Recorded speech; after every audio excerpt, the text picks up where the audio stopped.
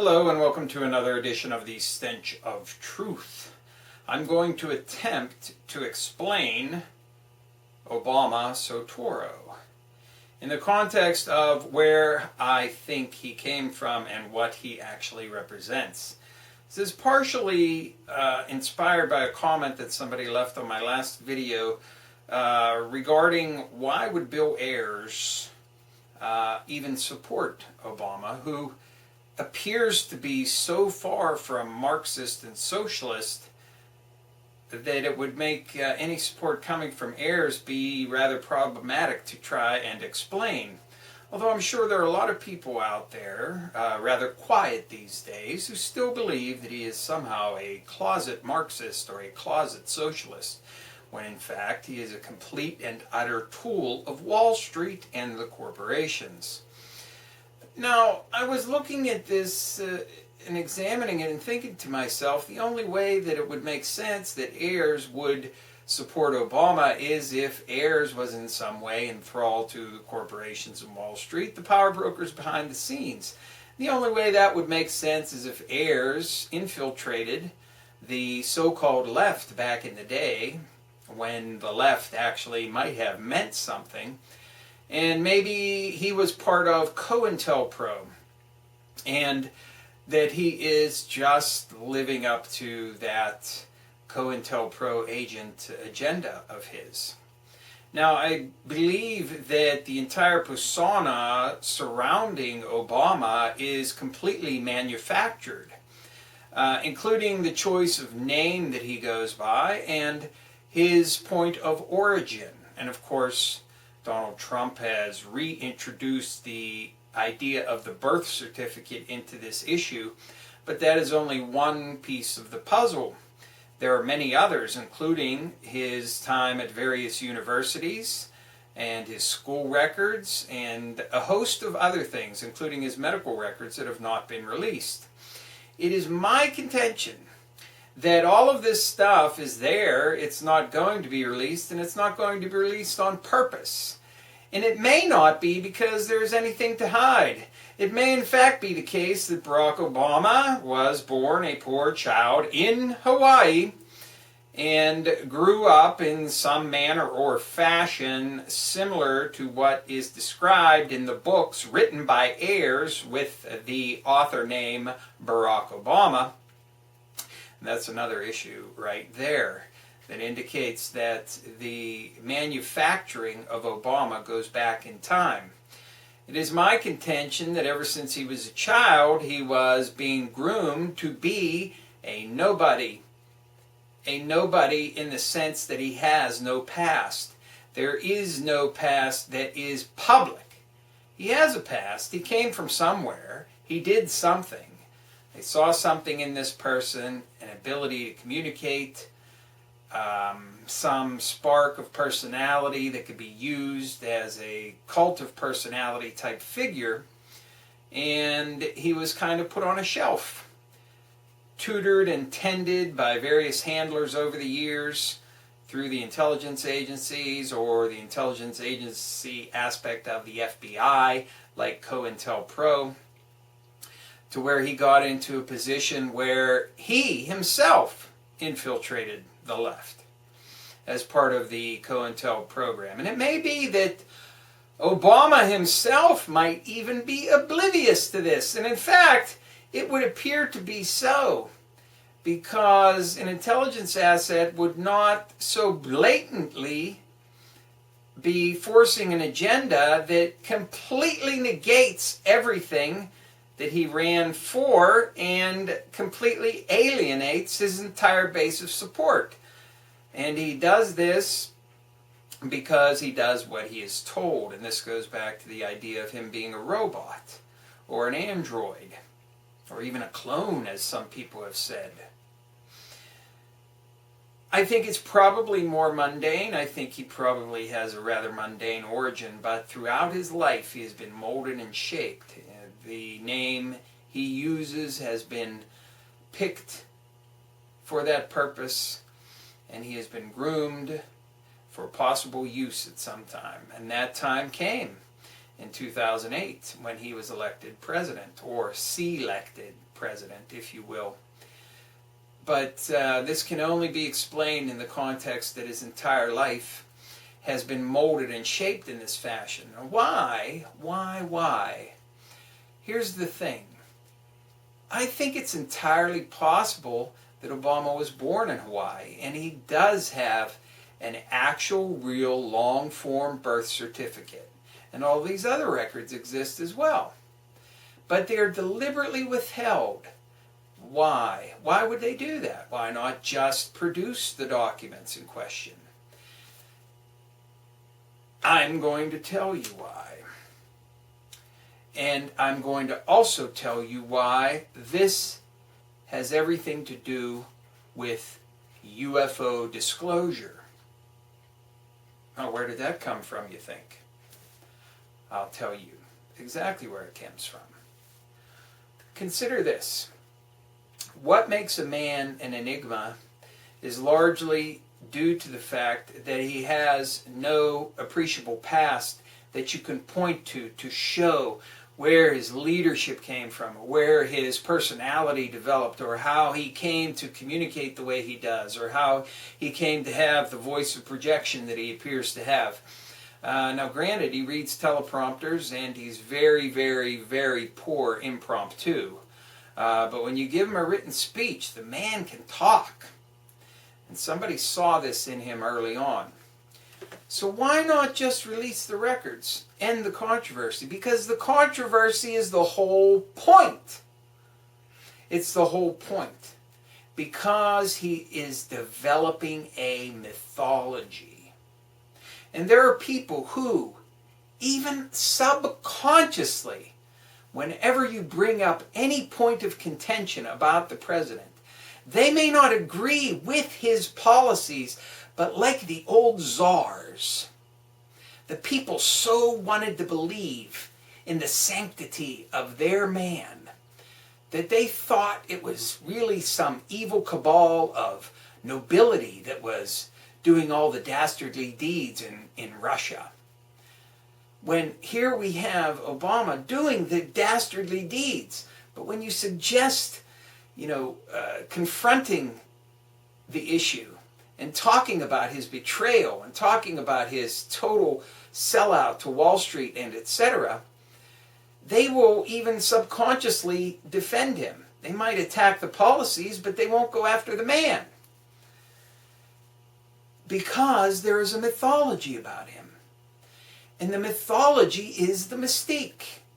And that's the thing that keeps him on the minds of people who determinedly want to put him on that hero pedestal, which I had a video about recently, where I said, your heroes are dead.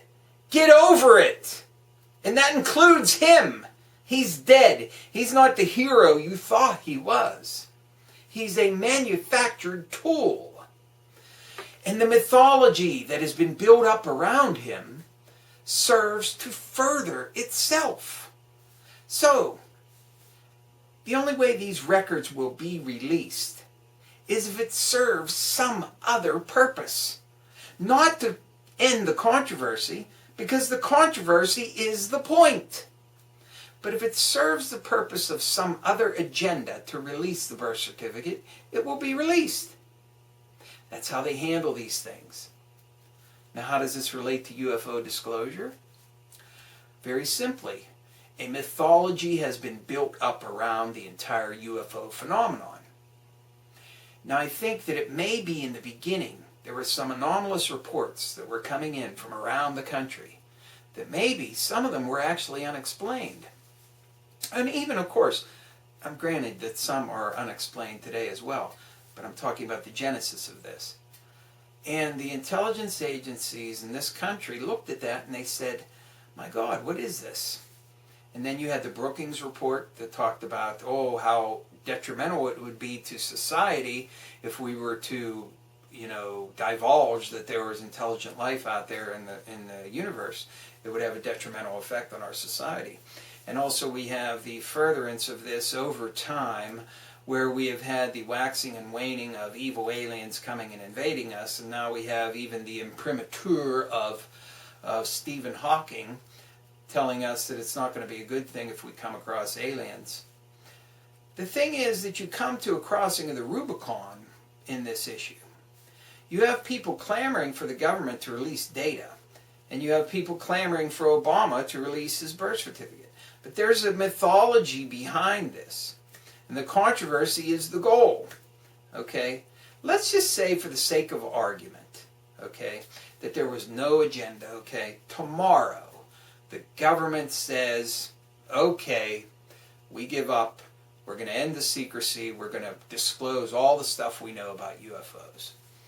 And tomorrow Obama says, here's my long-form birth certificate, and here's my records from the various colleges and everything else, my medical records, all the stuff I've been kept hidden. People will not be satisfied. The people who criticize this behavior will not be satisfied because we have crossed the Rubicon of acceptance. We've gone too far into the realm of mythology to accept whatever it is that's released. And the government may, in fact, release everything it knows, which may amount to a big fat load of nothing. Other than to say there's something there, we don't know what it is, and we can't do anything about it. Or they may reveal that the vast majority of UFO sightings are secret governmental craft. They may even say some of them are aliens, or that there were crashes. People will not be satisfied. I do not believe that there have ever been any UFO crashes anywhere, or alien bodies recovered, or alien technology of any kind. That's my own personal belief. People will not be satisfied with whatever is released. And people would not be satisfied by the same token because of the mythology of Barack Obama. He was raised in an environment where he was molded and shaped to be, in effect, an intelligence asset, to infiltrate left groups under the tutelage and perhaps even the control and handling of Ayers and others like him, to be a pseudo-Marxist in disguise for the military-industrial complex. And that's what you see unfolding with him. A total refutation of any of his so-called leftist or Marxist ideology and socialist ideals, for a complete caving in, apparently, to the military-industrial complex, Wall Street corporations, when in fact that was the agenda from the very beginning. A wolf in sheep's clothing. Perfect. And because you have the mythology surrounding him, the dubious origins and the lack of a clear father figure in his life, the influence of Frank Marshall Davis, and even the rumors that maybe Frank Marshall Davis is his dad. This adds a certain level of mystique. And there's also a certain level of expectation in the UFO front as well, you understand. And it doesn't matter what's released. If Obama released his birth certificate tomorrow, people would not be satisfied. There would be an entire group of people who would say it's a forgery, it's doctored, whatever. They would not be satisfied. And the same thing goes for UFO disclosure. No matter what the government releases, they will not be satisfied, even if it is the 100% truth. And I suspect the truth in the government's case is about the UFOs is that, yes, it's a real phenomenon, it's really happening, it goes on all the time, and basically we are powerless to do anything about it. So if it's a threat and it decides to do something, we can't stop it. That's my feelings on the UFO. When it comes to Obama, I suspect his origins are rather humble, and that he was born in Hawaii, as he says. But it's the mythology and the mystique that is being perpetuated here. And this has been done and shaped for a long time. And this leads me to believe that there are others like him, that this is a genuine program that someone decided to put into effect. Maybe starting in the 60s with children. Putting them on a shelf somewhere that if they should happen to fall into a position where they could be put into high office, to serve the interests of the military-industrial complex from the inside, with left cover, with right cover, with whatever it is. It doesn't matter. And as I said before, Obama himself may be completely oblivious to this, just following the orders given him. Because he shows no ability to do anything on his own. He can't conduct a speech or a conference or a town hall meeting or anything without a script. His actions appear to be bizarre, and the total selling out apparently only makes sense if the agenda was what it was now in the beginning. And whatever cover he had over it was just that, cover. And it makes sense of Ayers. And of course Ayers did write his books. And they were written the way they were written. And they were written at the time they were written because it served the purposes of getting him into office and putting him into that position of power. Now, I'm not suggesting that the president is any more powerful or less powerful than, being a figurehead per se. But he certainly has influence on some level. And having one of your guys in that office certainly helps ease things for you. Especially when it comes to gutting social programs to support 3 wars that are going on, and maybe more in the future, because we're now setting up the new Vietnam in Libya. And it's only a matter of time before troops are on the ground. And you have to have support for this. And how best to do this? By the Nobel Peace Prize winning president, who has no past, but yet has a mythology that is so deep, and it touches people so much that even people who hate him, they hate him because of that reason. And the people that support him for that reason, deep down, because there's that mystique and mythology around him.